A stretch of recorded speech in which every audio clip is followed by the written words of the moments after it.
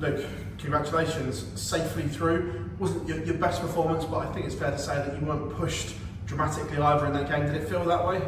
Yeah, weren't the best in the first three legs, 19, 18, 17, which is nowhere near good enough, but Raymond weren't showing up.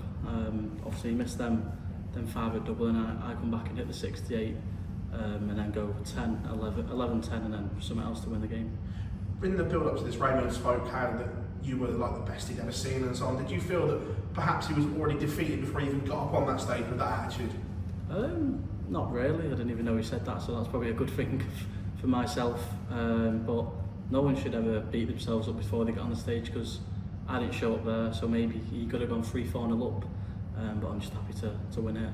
Coming back here to Germany, you know, you've been quite vocal about it in the past. Were you expecting anything? Were you expecting boos, or were you a little bit apprehensive what was going to happen on the walk-on or anything? Yeah, I expected the worst, and it weren't too bad. Yeah. So I took it by myself. And obviously James in the next round, didn't know what the crowd was like for him, but I've won a game here now, and obviously I want to prove some right and wrong and hopefully go further in the tournament. It's been an interesting 10 days or so for yourself, obviously the Grand Prix and the World Youth, and then here we've seen you been a bit active on social media. Do you feel that obviously it happens in the past, not just in darts, in all sports, that when someone gets to the top, they're then there to be chipped at? Do you feel that that's kind of happening to you at the moment, that people are just chipping at you just because you are where you are, and you've said you've bitten back a few times this week? Is that just, hang on a minute guys, I'm still playing, I'm still there, I'm there for a reason? Yeah, I'm always on social media, but I don't tend to really bite back at people, but when I do, and most of the comments, they love to see me bite back, and some people message me saying don't give them the attention, but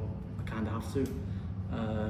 But yeah, social media is probably one of my things that I'm most on, but other than that, I'm just happy to win here. Just thank you.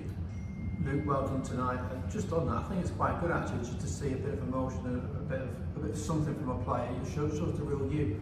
I think one of the people that you took aim at this week was Martin Schindler. I think he said something, but I think he was trying to pay you a compliment. But yeah, it didn't quite come across like that. Have you spoken to Martin about it? No, I've not seen him, but I've seen a lot of people were saying it was a compliment and stuff, but maybe I was in the wrong, maybe I wasn't, but I just put some on because he said obviously. What did Willie do? Did he start for like a 105, 110 average? Yeah, and then couldn't keep at it. But then for him to say, even I can't do that, I was just like, why is he mentioning me? And then I put some on, but yeah, that's what it is. Well, the past few weeks as well, Phil mentioned you played the World Youth, lost out to Bo Breeze. You had some great words to say about Bo. She's going to be on the tour next year. I mean, you've known Bo Breeze a long time. Just how special is she? And what can she do? We spoke to Darryl Gurney yesterday. He said that if she commits herself to that, she could do what you're doing. Yeah, obviously I've known Bo for a very long time, and I think that's obviously the first victory she's had over me in a fantastic game. But even like Gian said, there was no eyes on him, so he just got his head down, and obviously he's made the Grand Slam for next year, and obviously everyone was looking at me and Bo. But brilliant game, and obviously there was one person on social media saying, well, why does Bo need to come onto the tour? And I replied, whatever I said, I can't remember, but she's good enough. Obviously Fallon's good enough, Lisa Ashton's good enough, everyone's good enough, but yeah, I think Bo's the real deal, and we are in trouble. We know the talk this week is about you potentially becoming the world #1. How big of an achievement would it to get to that point within 2 years? You're not had a talk idea, what is it, 22 months I think you've had it? Yeah, obviously it's not been very long since I've been on the tour. And I've looked on Sky Sports, it came up on my feed as I was scrolling down. I had a little look, but I can only beat what's in front of me. Obviously James Wade's next, and then potentially Luke if he wins his game, but I can't be looking too far ahead. But it's in sight, and I've just got to get my head down and win the next few games. You say that with a smile on your face, but it almost makes it more special to become the world #1 rather than lift the trophy this week. Definitely. Obviously, whatever happens, but I can only beat what's in front of me. I can only play the board, and yeah, it's definitely in sight. And obviously, my first win here weren't comfortable, weren't the best, but hopefully I can kick on tomorrow. Thank you, Luke. Well done tonight. Thank you. Luke, how difficult are games like tonight for you? Everyone saying, and of course you maybe also have in mind you are the big favourite and people expecting you to win quite heavily. Yeah, obviously everyone expects the best starts from me. They always expect me to perform the 100 averages, but it's not always the case. And these games are probably the best ones. When you don't play your best, and you get over the line eventually. We've seen last year you had that loss in the first round. How much was this still on your mind coming back here to Dortmund?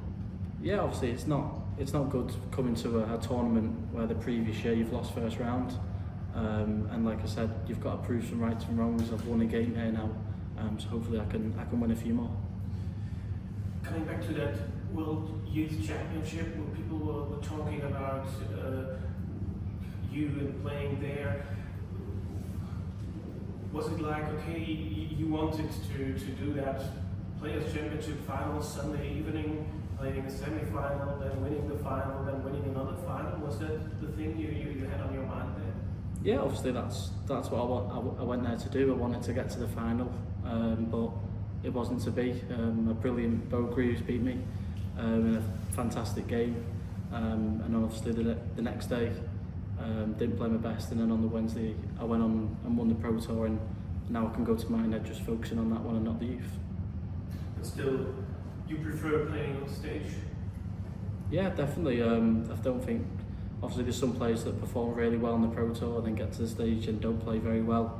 But yeah, the main stage is definitely better than the Pro Tour. Excellent. Good luck for the rest of the tournament. Thank you.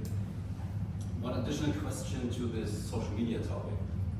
Why is it so hard for you to just leave these kind of idiots alone? Why do you pay so much attention to it? There's probably, obviously I shouldn't be doing it, but I'm young. Yes, because you know that, so... I know what. No, I'm not doing it. Oh yeah, but I just do it anyway. I'm young, I'm always on social media, and some people will be like, oh, it's getting to him, but I just laugh at it. Okay. Doesn't affect you deep? Not really. It shouldn't get that deep. So it's just fun for you? Yeah. Alright. Especially with the Liverpool fans. And the Germans.